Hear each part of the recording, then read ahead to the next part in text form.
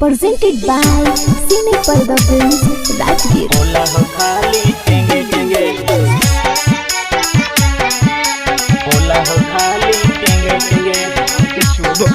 नाम तेरा बहन का नाम महावीर बेटवा में बेटवा बोला हम मौगी कौन भाषा टेंगे टेंगे। बेटवा में बेटवा बोला हम मौगी कौन भाषा टेंगे टेंगे। सूते न दे हो तोरा संगे बोला हो खाली टेंगे टेंगे। सूते न दे हो तोरा संगे बोला हो खाली टेंगे टेंगे। कैसा निकलता कोरिया खाली बोला हो महंगे महंगे। कैसा निकलता छौड़ा कोरिया बोला हो खाली महंगे महंगे। सूते न दे हो तोरा संगे बोला हो खाली टेंगे टेंगे। सूते न दे हो तोरा संगे बोला हो खाली टेंगे टेंगे। बेटा बहुत निकाल तो टेंगे मेंगे सब निकला दियो। बोला हो खाली टेंगे टेंगे, बोला हो खाली टेंगे टेंगे।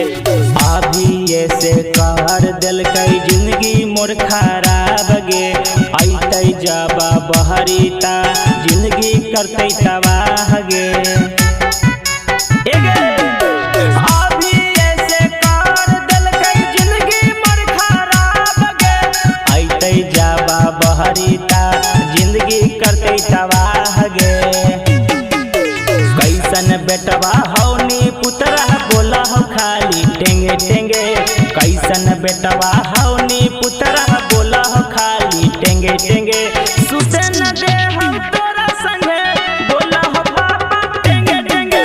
सुते न दे हो तोरा संगे बोला हो डैडी टेंगे टेंगे। डैडी टेंगे टेंगे, बेटा टेंगे टेंगे। आओ बारी तेरी माँ के प्रणाम करो। बोला हो खाली टेंगे टेंगे। लेके चदरिया सुता ही मौगी एकरे चलते बहरी गे।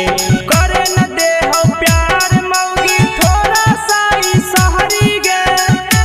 बेटा लेके चदरिया सुता ही मौगी एकरे चलते बहरी गे। करे न दे है प्यार मौगी थोड़ा सा ही सहरी गे। शंकर बिहारिया बोला है मौगी उहू आभी टेंगे टेंगे। छोटू सिंह राइटर वह बोले मौगी उहू टेंगे टेंगे। सुते न दे हो तोरा संगे बोला हो बेटवा टेंगे टेंगे। सुते न दे हो तोरा संगे बोला हो बेटवा टेंगे टेंगे। बेटा